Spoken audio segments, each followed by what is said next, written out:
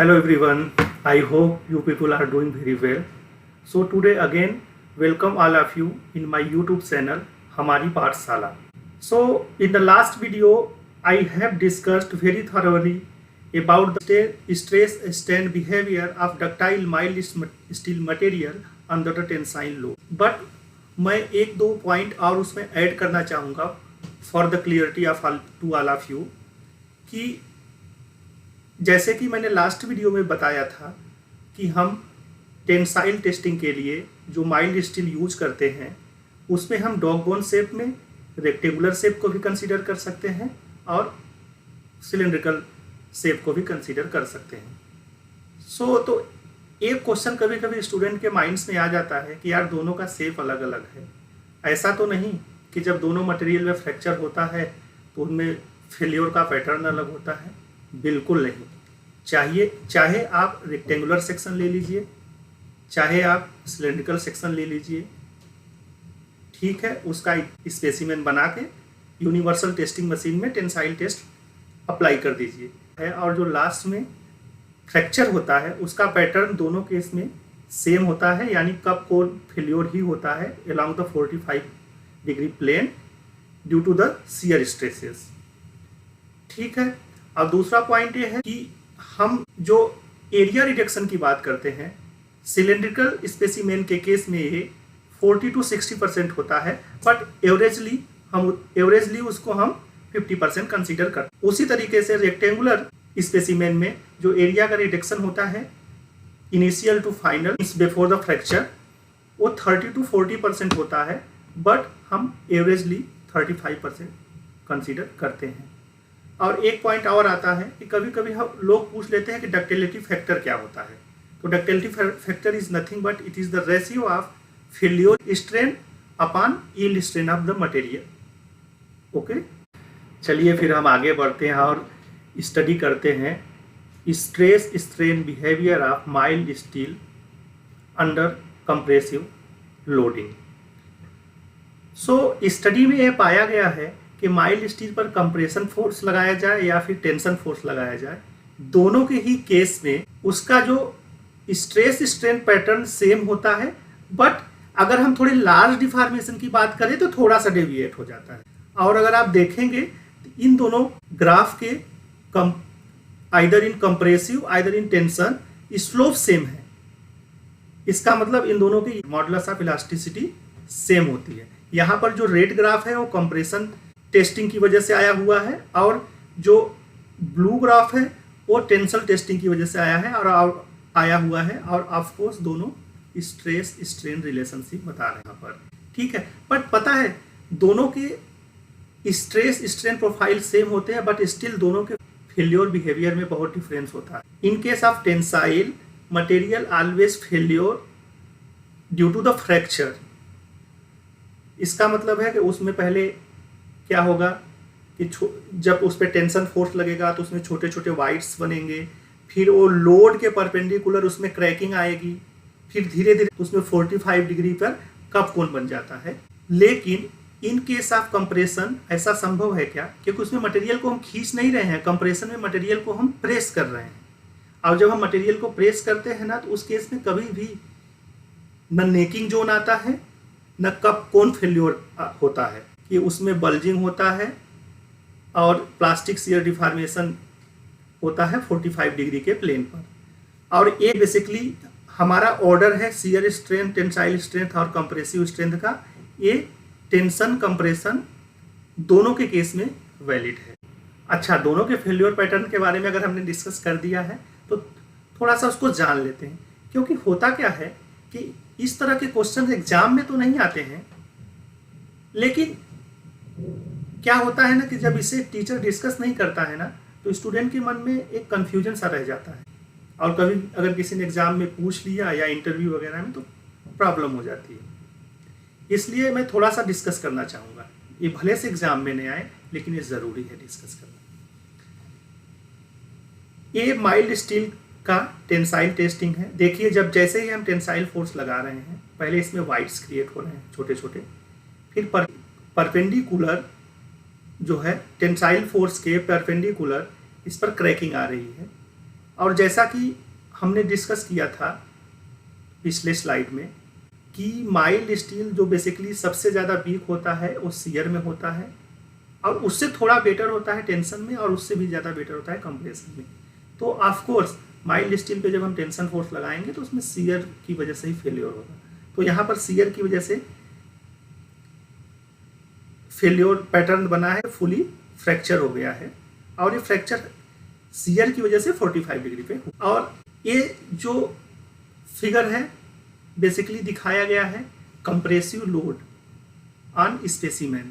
सो आप देखेंगे कि इसमें साइनी डायगोनल स्लिप लाइंस बनी हुई है बेसिकली, इसे हम शियर बैंड कहते हैं।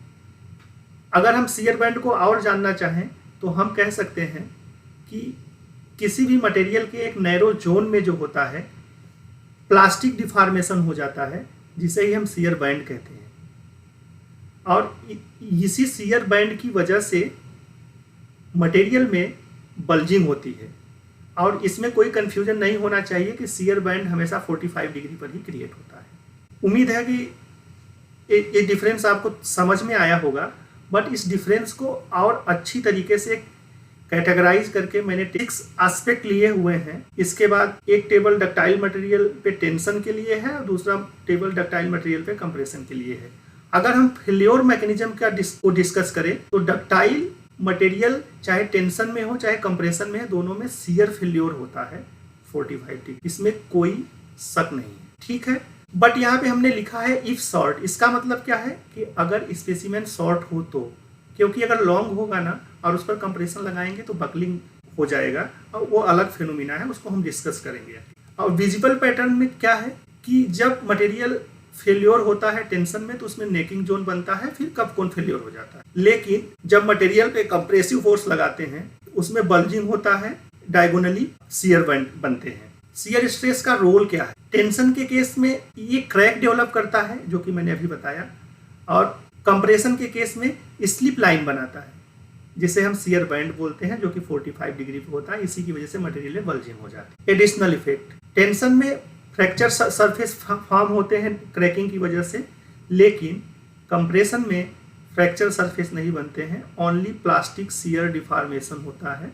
स्लेंडर स्पेसिमेन, अगर स्पेसिमेन बहुत लंबा हो, जैसा कि मैंने ये भी डिस्कस किया है कि इवन टेंसाइल टेस्ट के केस में भी स्पेसिमेन का जो डायमेंशन होता है फिक्स नहीं होता है, बस मैंने एक रिलेशन बताया है कि गेज लेंथ और एरिया के बीच में क्या रिलेशन। तो ऐसा भी हो सकता है कि आप गेज लेंथ बहुत ज़्यादा ले लें, तो जो गेज लेंथ जितना ज़्यादा होगा ना उसमें फ्रैक्चर उतना ही डोमिनेट करेगा। और कंप्रेशन के केस में अगर बेसिकली अगर ज़्यादा ही हाइट का हमने स्पेसिमेन ले लिया तो उसमें बकलिंग फेल्योर हो जाएगा। सो ये जो सारी चीज़ें हमने बताई ना आपको, ये सिर्फ आपको जानने के लिए है ताकि आप प्रॉपरली मटेरियल के टेंसाइल और कंप्रेसिव बिहेवियर को जान पाए, उन दोनों के फेल्योर पैटर्न को अच्छे से डिफ्रेंशिएट कर पाए। अदरवाइज एग्जाम में तो बस इतना ही पूछता है कि फेल्योर पैटर्न क्या है, तो आप बोलोगे टेंसाइल टेस्टिंग होगी तो नेकिंग होगा 45 डिग्री पर, कब फेल्योर हो जाएगा ड्यू टू द शियर। और कंप्रेशन के केस में 45 डिग्री पर शियर बैंड बनते हैं, जिसकी वजह से बल्जिंग हो जाती है, बट अगर स्पेसिमेन स्लेंडर हो तो बकलिंग हो जाती है। चलो अब थोड़ा सा हम लेसन पढ़ लेते हैं कि जब डक्टाइल और ब्रिटल दोनों मटेरियल पर टेंसाइल लोड लगाया जाता है तो क्या होता है। एक ग्राफ है जिसमें हम ढेर सारे मटेरियल की स्टडी कर रहे हैं, जिसमें हाई कार्बन स्टील, एल्युमिनियम और माइल्ड स्टील जो है डक्टाइल मटेरियल है, और cast iron, wood, cork, concrete, rubber brittle material है। कैसे देखते हैं, जब किसी भी मटेरियल पे हम टेंसाइल लोड लगाते हैं और उसका इलॉन्गेशन 5% से ज़्यादा हो जाए तो हम उसे डक्टाइल मटेरियल कहते हैं, और 5% से कम हो जाए तो ब्रिटल मटेरियल कहते हैं। यहाँ पर आप ग्राफ में मत देखना कि बहुत ज़्यादा खींच रहा है, यहाँ पे तो हमने एक एग्जैगरेटेड ग्राफ बनाया गया है तो ऐसा दिखाया गया है, और लेकिन रियलिटी में ऐसा होता है कि जो ब्रिटल मटेरियल होते हैं उनका इलॉन्गेशन परसेंटेज होता है 5% से कम होता है, ठीक है। अच्छा, एक बात और है कि आप अगर ध्यान से देखोगे तो हाई कार्बन स्टील और माइल्ड स्टील दोनों जो हैं स्टील के डिफरेंट ग्रेड हैं, दोनों में कार्बन का परसेंटेज अलग अलग होने से दोनों का यील्ड स्ट्रेंथ और डक्टिलिटी अलग अलग है। कैसे? हाई कार्बन स्टील में यील्ड स्ट्रेंथ ज़्यादा है बट डक्टिलिटी कम है। लो कार्बन स्टील होने की वजह से यील्ड स्ट्रेंथ कम है बट डक्टिलिटी ज़्यादा है। बट अगर सही से ऑब्जर्व करेंगे तो ये जो रेड लाइन है और ये जो ब्लू लाइन है, दोनों की स्लोप सेम है। इसका मतलब क्या है? दोनों की यंग मॉडुलस सेम है। इसका मतलब क्या है? लीनियर इलास्टिक रीजन में दोनों मटेरियल की स्टिफनेस सेम है। ठीक है।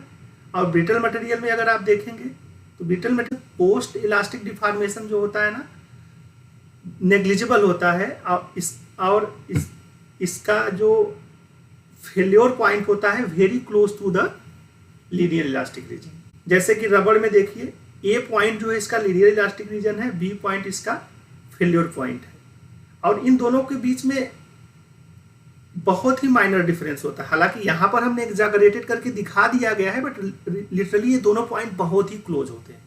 अच्छा, एक चीज़ और प्रैक्टिकली आपने देखा होगा कि जब आपने माइल्ड स्टील को खींचा होगा और रबड़ को खींचा होगा तो माइल्ड स्टील आसानी से बहुत ज़्यादा नहीं खींच पाता है, लेकिन रबड़ जो है आसानी से खींच जाता है। तो आपको लगता है कि रबड़ इलास्टिक होता है बट ऐसा नहीं होता है। किसी भी मटेरियल की जो इलास्टिसिटी होती है ना, उसके मॉडुलस ऑफ इलास्टिसिटी या यंग मॉडुलस पे डिपेंड करती है, और स्टील की जो यंग मॉडुलस है या मॉडुलस ऑफ इलास्टिसिटी बहुत ज़्यादा होती है, जिसकी वजह से स्टील ज़्यादा इलास्टिक मटेरियल होता है। देखो दोस्तों, कुछ ऐसे भी मटेरियल होते हैं जो कि डक्टाइल तो होते हैं नेचर में, लेकिन जब उस पर टेंसाइल फोर्स लगाया जाए ना तो उसमें कोई क्लियर यील्ड पॉइंट ही नहीं होता है, और क्लियर यील्ड पॉइंट नहीं होने की वजह से हम इसका यील्ड स्ट्रेस नहीं बता सकते हैं, राइट। और दूसरा, कर्व पोर्शन होने की वजह से हम इसमें प्रोपोर्शनल लिमिट भी नहीं बता सकते हैं। तो कुछ साइंटिस्ट और रिसर्चर ने एक्सपेरिमेंट के थ्रू ये पता किया है कि अगर हम 0.2% स्ट्रेन लेकर इनिशियल टेंजेंट के पैरेलल एक लाइन खींच दें तो जिस पॉइंट पर वो टच करती है उसे हम यील्ड पॉइंट बोलते हैं या यील्ड स्ट्रेस बोलते हैं, या फिर हम कह सकते हैं 0.2% प्रूफ स्ट्रेस बोलते हैं। और दूसरा पॉइंट क्या बताया उन्होंने ये बताया कि कोई ऐसा पॉइंट चूज करो इस कर्व पर और वहाँ पे टेंजेंट खींचो, तो उस टेंजेंट पर स्ट्रेन की वैल्यू इनिशियल टेंजेंट के स्ट्रेन वैल्यू से 50% से ज़्यादा इंक्रीज हो रही है, तो उस पॉइंट को हम प्रोपोर्शनल लिमिट सिचुएशन में पॉइंट ए भी कंसाइड कर। अगर आपको वीडियो पसंद आया हो तो लाइक करिए, सब्सक्राइब करिए, और प्लीज़ अगर कोई चीज़ समझ में नहीं आती है तो आप कमेंट बॉक्स में कमेंट करिए ताकि मैं अपनी टीचिंग को इम्प्रूव कर सकूँ। Thank you very much.